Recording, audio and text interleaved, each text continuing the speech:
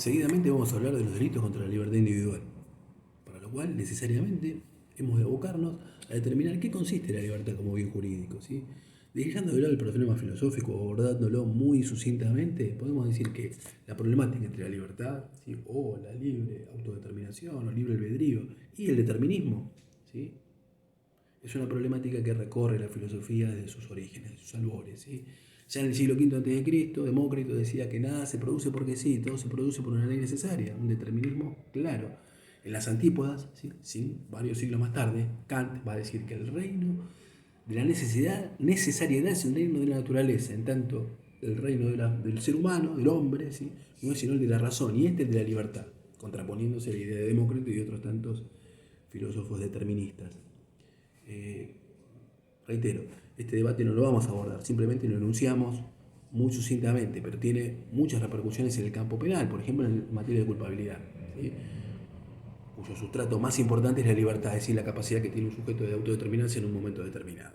Dejando de lado estas divagaciones, ¿sí?, y centrándonos en el punto, diremos que la libertad aparece de algún modo, por así decirlo, protegida por el derecho penal y por estos tipos penales en particular, ¿sí?, bajo cuanto menos dos aspectos bien diferenciados pero con íntimas relaciones entre sí. Por un lado, la libertad de movimiento, de locomoción, ¿sí?, en tipos tales como la privación de la libertad, que vamos a ver a continuación.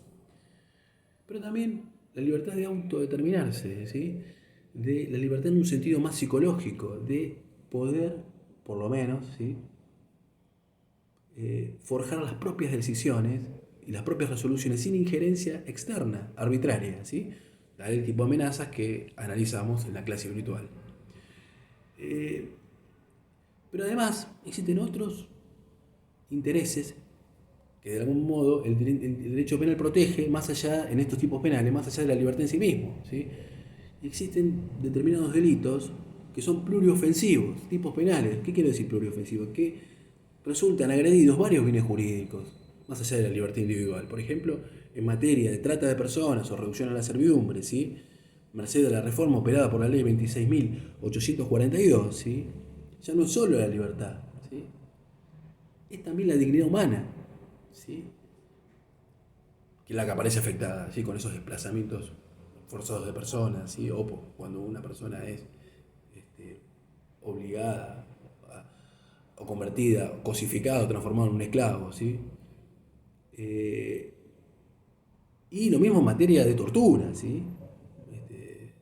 También aparece afectada la dignidad humana, ¿sí?, no solo la libertad individual o la vida o la integridad física como bienes jurídicos agredidos. No podemos dejar de mencionar, por último, que la libertad como bien jurídico, ¿sí?, tiene un fundamento constitucional que reconoce su base en el artículo 14 de nuestra Constitución Histórica de 1853-1860, así como los tratados de derechos humanos incorporados a la Constitución, merced la reforma operada en el año 1994. Así, el artículo 4 de la Declaración de los Derechos la Declaración Universal de los Derechos Humanos, y el artículo 8 del Pacto Internacional de Derechos Civiles y Políticos, el artículo 6 del Pacto de San José de Costa Rica. No abundan en este punto, pero sepan la importancia que reviste este bien jurídico para el orden constitucional argentino. Adentrándonos en el tema de la privación ilegal de la libertad. ¿Qué implica privar de libertad? ¿Sí? Tipo penal contenido en el artículo 141 del catálogo punitivo. Implica privar, o mejor dicho, cercenar, ¿sí?, conculcar la libertad de movimientos en forma total o parcial, ¿sí? A ver, si yo encierro a una persona en un cuarto, ¿sí?, un cuarto de baño, ¿sí?, o una habitación, ¿sí?, la estoy privando de libertad. ¿Sí? Del mismo modo que si yo confino a una persona, hombre o mujer, ¿sí?, transexual, ¿sí?, en un predio de 1000 hectáreas, ¿sí?, rodeado de un bosque espectacular, ¿sí?, y un parque, bueno, de todas formas también la pongo en libertad, pese a que él mismo conserva cierta capacidad de movimiento, de desplazamiento, ¿sí?, puesto que se trata de una afectación de esa libertad, de ese derecho, ¿sí? Y existen otros ejemplos, ¿sí?, más controversiales o controvertidos. ¿Qué pasa si yo, a una persona minusválida, ¿sí?, más precisamente, para decirlo sin ambajes, a un paralítico, lo desposeo de su silla de ruedas? con intención, reitero, no de apoderarme ilegítimamente de la cosa mueble que representa la silla de ruedas, ¿sí? Sino para evitar que se mueva. ¿Podría configurarse tipo penal, privación de libertad? Bueno, podría sostenerse que sí, ¿sí? No podemos acá ingresar en una casuística, ¿sí?, que analice caso por caso. Quedará reservado por un prudente criterio judicial. Determinar si en cada caso no me dio o no una privación de libertad. Eh, Otra característica importante de este tipo penal, ¿sí?, es que es la expresión jurídica contenida o conocida bajo el nombre de ilícita. ¿Qué significa? O en términos dogmáticos, ¿cuál es su naturaleza jurídica? Podríamos decir que se trata de una aceleración de la antijuricidad a nivel de la tipicidad. ¿Por qué? Claramente, cuando algo es legítimo o ilegítimo, hace referencia a la contrariedad de la conducta con todo el ordenamiento jurídico, ¿sí? Un problema de la antijuricidad, ¿sí? La contrariedad de la conducta o la colisión de la conducta con todo el orden jurídico. Cuando hablo de todo el orden jurídico no me refiero al jurídico penal únicamente, sino además el civil, el administrativo, el laboral, ¿sí?, el procesal, ¿sí? ¿Por qué? ¿Por qué se idea este concepto de aceleración de la antijuricidad a nivel de la tipicidad? Para ahorrar un paso analítico, mejor dicho, la doctrina edifica o construye, ¿sí?, esta categoría para ahorrar tiempo, ¿sí? No me pregunto si el policía estaba facultado y el ordenamiento jurídico lo compelía a detener a una persona en situación de flagrancia, ¿sí?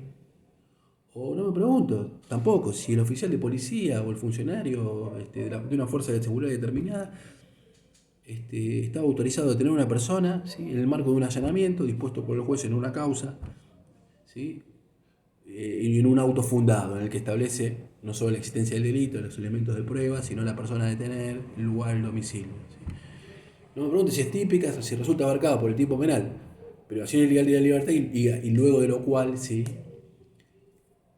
reitero, hay un permiso por parte del ordenamiento jurídico para llevar a cabo ese acto, ¿no? Directamente lo resuelvo a nivel de la tipicidad, ¿sí?, sin prejuicio de las consecuencias que podría tener en materia de error.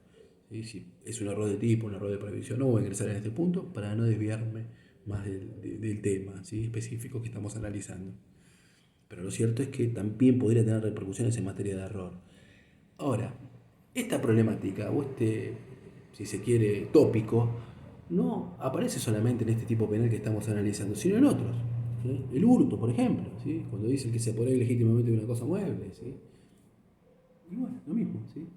Aparece asimismo en otros típicos penales, por ejemplo, la resistencia a la autoridad, un delito contra la administración pública, el que se resistir ilegítimamente contra la autoridad, ¿sí?, el mismo elemento normativo, ilegítimamente.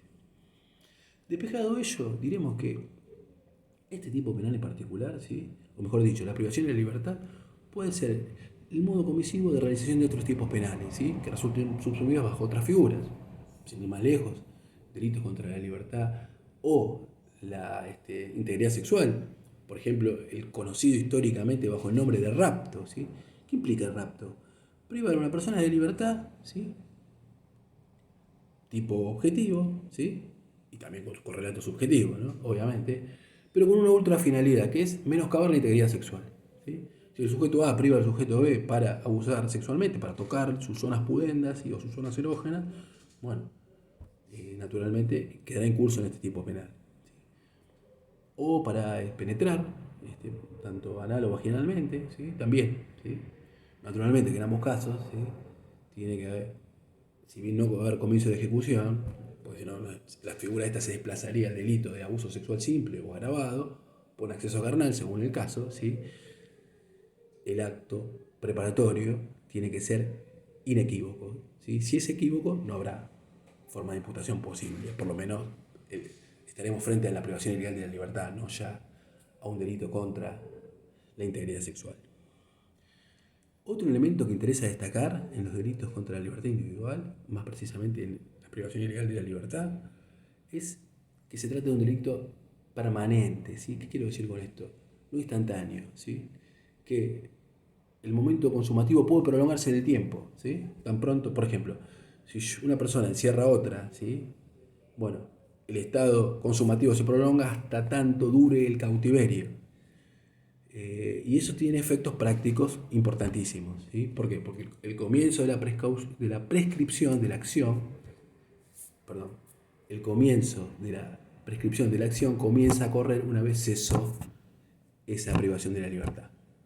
Creo que estos han sido los principales perfiles de tipo penal. Gracias.